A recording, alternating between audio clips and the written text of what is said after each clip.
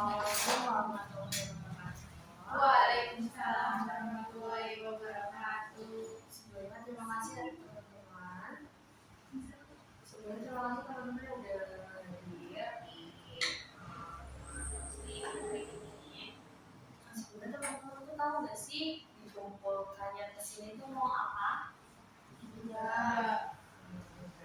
Sebenarnya saya kasih tahu dulu ya. Di sini kita akan melakukan konseling kelompok teman-teman. Yang mana konseling kelompok adalah suatu konseling. Nah, yang nanti itu kayak kita dari permasalahan teman-teman gimana sih solusinya untuk memecahkan masalah dari konseling tersebut. Nah, sebelum kita mulai kegiatan di hari ini, sebelum kita memasuki kegiatan konseling, saya mau menjelaskan tentang di dalam konseling kelompok itu ada asas-asasnya teman-teman. Jadi teman-teman nggak usah takut ya. Ada asas kerahasiaan yang mana nanti teman-teman kan di sini kan udah tahu nih permasalahannya, nah teman-teman harus merahasiakannya. Ada asas keterbukaan, asas setiap kelompok itu memiliki kesempatan yang sama untuk berbicara. Yang ketiga, ketika ada teman berbicara, anggota yang lain mendengarkan dan melakukan pembicaraan. Kita mendengarkan terlebih dahulu, jangan teman-teman. Nah, yang keempat itu kita saling menghargai dan tidak saling mengejek. Nah, dari yang tadi saya sebutkan, apakah semuanya bersedia mengikuti aturan tersebut? Bersedia. Nah, terima kasih teman-teman. Nah, ini agar kita lebih akrab ya, mari kita memperkenalkan diri. Ya, sebutkan namanya masing-masing dan dari kelas apa aja nih. Sebelumnya pertama saya ya, perkenalkan nama saya Nafisa Awal-Mahmud, saya dari kampus STKIPN Tegal. Dari sebelah sini. Perkenalkan saya Putri Haliana dari kelas 11 akuntansi. Halo semuanya, perkenalkan nama saya Lady dari kelas 11 akuntansi. Saya Desmi Dayani dari 11 akuntansi. Nah, terima kasih teman-teman. Semoga kegiatan di pagi hari ini yang disampaikan. Nah, sebelum masuk ke pembahasan di sini kan saya akan membahas dengan topik tentang kesulitan dalam belajar. Sebelum masuk pembahasan utama, apakah ada yang masih merasa malu atau ragu untuk berbicara? Kalau saya jujurnya masih ada sama malu sih buat berbicara, terutama kalau di kelas ya. Itu kan biasanya guru-guru menanyakan pertanyaan gitu kan. Saya itu padahal masih merasa ragu buat bertanya sama guru, teman-teman yang lain juga mulai buruk. Dari Mbak Leni ya, saya itu kayak takut untuk berbicara karena kayak takut dihakimi atau gimana?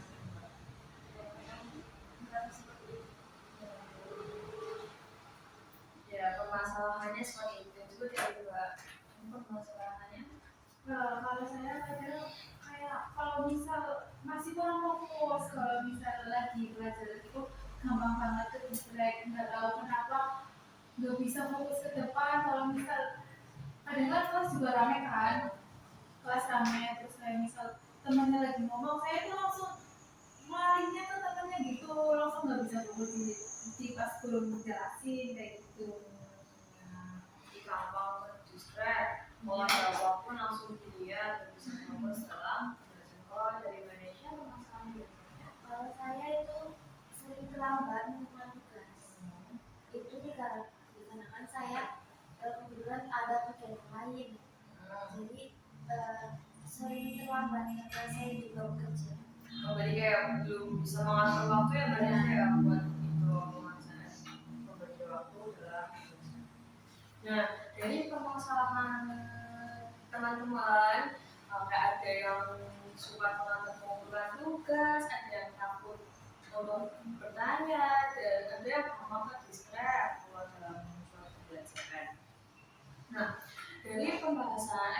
permasalahan tadi, teman-teman kiranya hari ini tuh mau dibahas yang mana nih? Yang teman-teman juga, ternyata aku tuh juga mengalami hal ini tahu kayak gitu. Apa? Ya, saya juga kadang malu. Iya sih itu kadang saya kadang mikirnya kalau misalnya kita tanya bakal temen tuh gimana gitu kayak gampang kepikiran sama pikiran orang gitu. Iya, iya, iya. Sebenarnya terima kasih ya teman-teman sudah menceritakan keluhan teman-teman dan menurut teman-teman nih tentang ceritanya Mbak Leni. Berarti dari kamu Mbak ceritanya Mbak Leni apa yang harus dilakukan biar teman-teman tuh nggak malu gitu. Nah, dari permasalahannya Mbak Leni tadi sulit malu kayak tidak berani kurangnya percaya diri ya Mbak Leni ya, kurangnya percaya diri kiranya menurut teman-teman tuh Mbak Leni harus gimana sih? Gimana teman-teman? Menurut saya sih dari permasalahan yang lain ini dia harus kayak lebih bisa buka diri sih, nggak usah kepikiran omongannya teman kayak apa.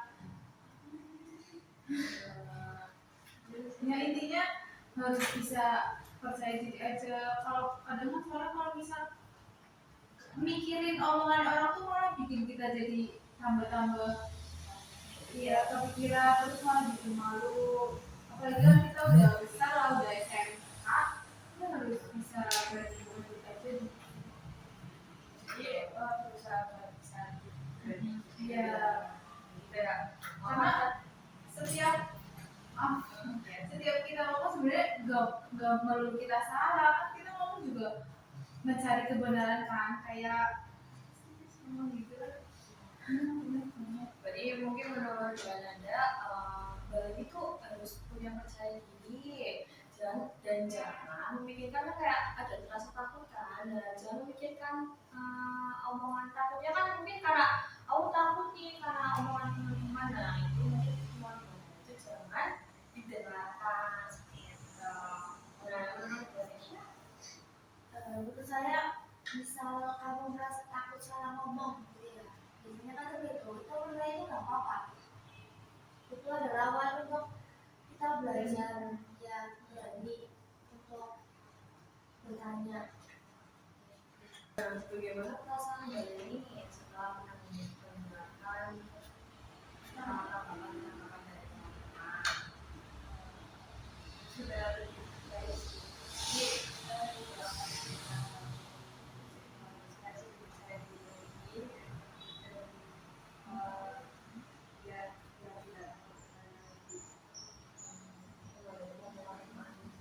Mau melakukan berani memberanikan diri gitu kan. Terus Mbak mau melakukan hal tersebut ya pelan-pelan ya. Dimana kan langkah tersebut merupakan sebuah kemajuan. Sebelum kita akhiri, saya mau tahu nih bagaimana perasaan kalian setelah mengikuti konseling kelompok hari ini. Kesan-kesannya. Saya lebih merasa Saya ya sih lebih dekat juga karena masalahnya kita harus selesai. Kita bisa menyampaikan apa yang kita rasain gitu. Jadi kali ini merasa lebih tenang ya, dan berarti teman-teman merasa lebih tenang ya, dan teman-teman tuh di dalam konseling ini mendapatkan pengetahuan baru gak sih, kayak oh ternyata Mbak Nanda tuh cara apa ya namanya mengatasi kesulitan belajar itu seperti ini, Mbak Leni seperti ini, teman-teman yang lain seperti ini, kayak gitu teman-teman bisa memperoleh suatu hal baru lah. Ya banyak hal baru tadi kita nggak tahu jadi tahu. Betul ya, tadi ada pembahasan yang kita berbeda-beda. Itu mengingatkan bahwa saya mengingatkan bahwa perubahan itu tidak harus langsung besar. Nah perubahan itu ya dari kecil dulu